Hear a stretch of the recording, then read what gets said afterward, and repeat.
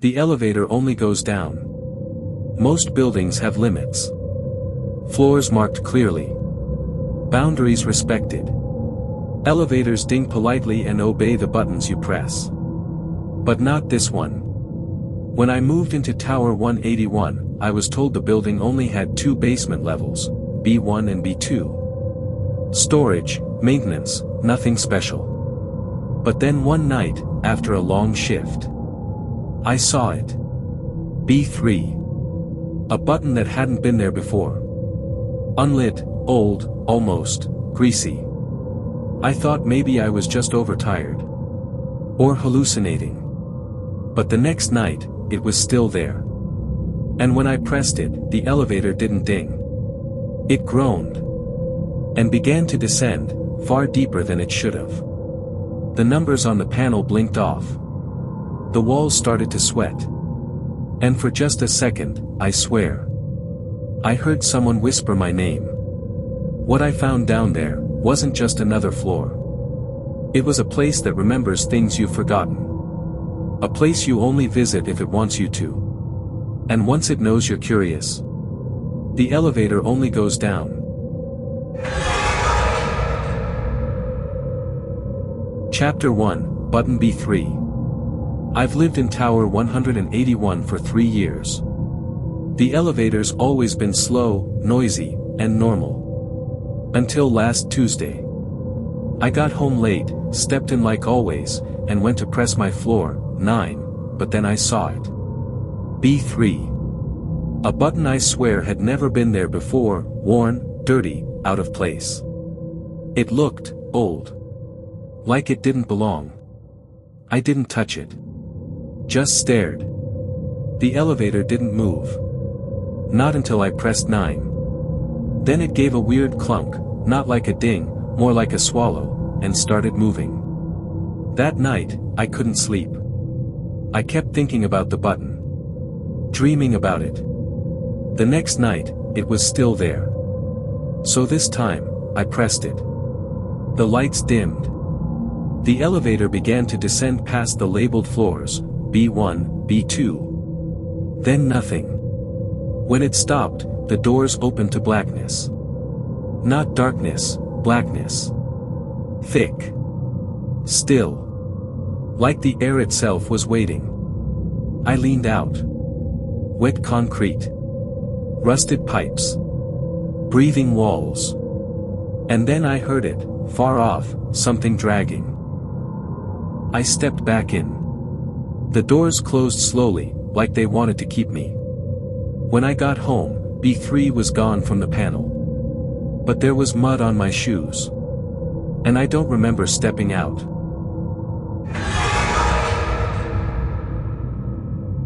Chapter 2, The Hallway with No Return. I didn't plan on going back.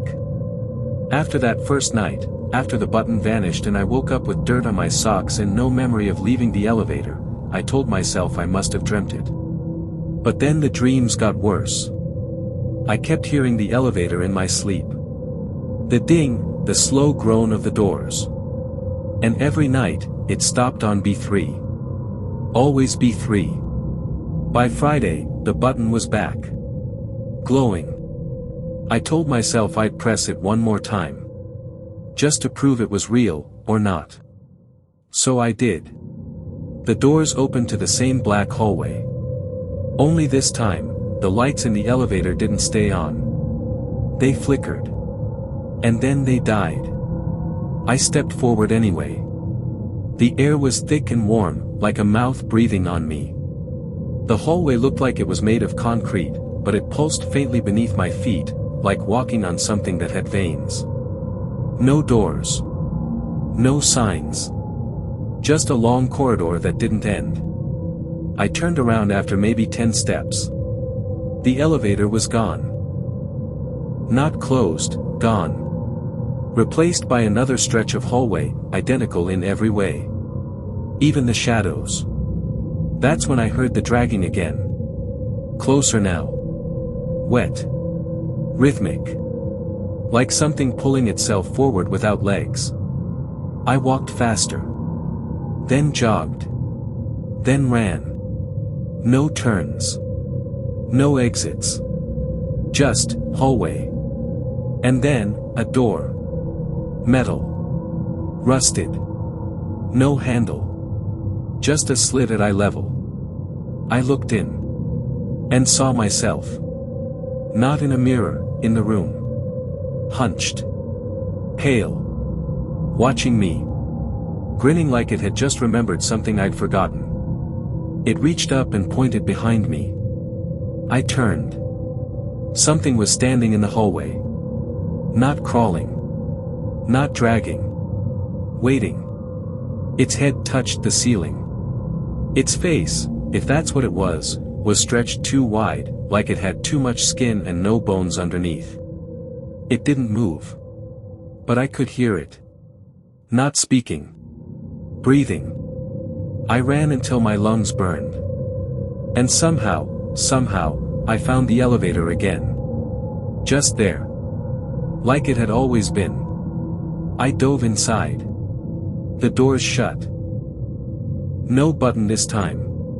Just darkness. Then it dinged softly, and I was back in the lobby. I asked the night guard if there was a basement level below B2. He looked at me like I was insane. There's no sub B3, he said. There's not even a B2. We only go down one floor. Chapter 3, Lost People Don't Leave. I didn't take the elevator the next night. I used the stairs. All 9 flights. My legs ached, but it was better than facing that panel again, or so I thought. Around 2 a.m., there was a knock on my door. Not loud. Just, persistent. 3 slow knocks.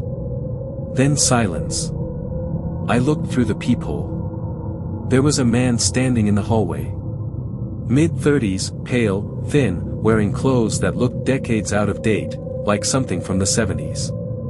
His head was tilted like he was listening through the door. I didn't open it. Instead, I whispered. "Who are you?" He didn't answer. He just stepped back and pointed, toward the elevator. Then he said, very quietly. "We can't find the way out." His voice wasn't echoing in the hallway. It echoed in my head. Like a radio signal stuck inside my brain. I blinked, and he was gone. I checked the hallway.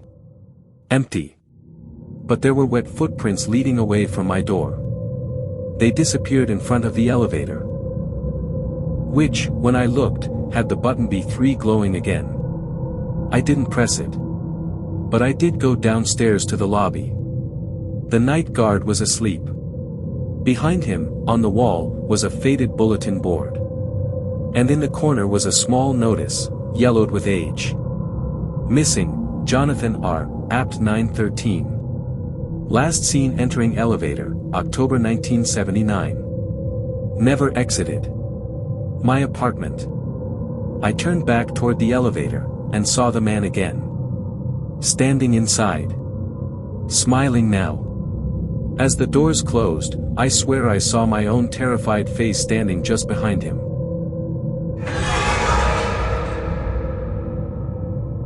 Chapter 4, The Voice in the Lift. For 3 nights, the elevator didn't show any signs of the B3 button. It looked completely normal again. No strange men. No flickering lights. No wet footprints. So I started to think, maybe I imagined it all. Until the 4th night. I came home late again, hands full of takeout. I pressed 9, the elevator started moving like normal, soft hum, warm lights, nothing weird. But then it stopped on floor 6. The doors didn't open. Instead, the lights flickered and the speaker crackled softly, like someone was trying to speak, but the sound couldn't fully form. At first, it was static. Then a whisper. "You've seen too much." I froze. The voice was close, but not in the elevator. It was like it was underneath it. Another whisper, sharper now. "We remember you." I dropped the food. It splattered across the floor as the lights flickered again, and the floor display blinked wildly between floors that didn't exist. 12, B2. 44, 0. B3. Then the voice came back. Clearer now. My own voice. Why are you still pretending? I pressed the open button over and over, but nothing happened. The elevator started moving again, fast, but I couldn't tell which direction. There were no floor numbers anymore. Only the speaker, whispering louder. You belong here now. You were never supposed to leave. And then, silence. The elevator finally stopped and the doors opened to the lobby. Everything looked normal. Except no one was there. No doorman. No tenants. No cars outside. Just stillness. I stepped out slowly, and realized something was wrong. The lobby clock was ticking backwards. And the security monitor? It showed me standing in the elevator. But I wasn't inside anymore.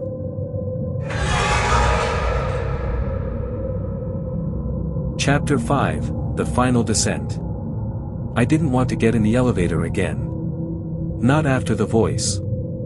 Not after seeing myself in the monitor when I wasn't inside. But I had no choice. The stairs were blocked. Literally gone, as if the building had rearranged itself overnight. So I pressed the button. The doors opened like they'd been waiting. Inside, everything looked the same, almost too perfect. Clean, quiet, even the scent of metal and warm plastic seemed artificial. Like someone was trying to make it feel normal. I stepped in. The panel lit up on its own. No numbers this time. Just one word, glowing dull red. Descend. I didn't press anything. The doors closed. The elevator began to move. And it didn't stop. The lights didn't flicker, but the walls began to stretch. Slowly. The seams growing, widening, like the elevator itself was being pulled downward through something thicker than space. I looked at the reflection in the chrome panel. It wasn't me. It was him. The man with my face. But this time, he was closer, clearer, and smiling. Welcome home, he mouthed. I looked down. The floor was gone. I was standing on nothing, just a gray void, as if the elevator had stopped being a place and become a passage. Around me, the walls peeled away into blackness. Screams echoed up from below. Familiar voices. Mine. My mother's. People I hadn't heard in years. One whisper rose above the rest. You chose to remember. Now you can't forget. The descent stopped. The doors opened. There was no hallway. No sub-basement. Just a mirror. A massive, wall-sized mirror in an empty black room. In it stood me. Or something wearing me, grinning, twitching slightly, as if reality didn't fit quite right around it. I stepped forward. And it stepped forward, too. But not with me. Toward me. From the other side. The glass rippled. Cracked. And then. I don't remember leaving the elevator. But now, every time I walk past a mirror, I look too long. And sometimes. I see him still watching. And smiling.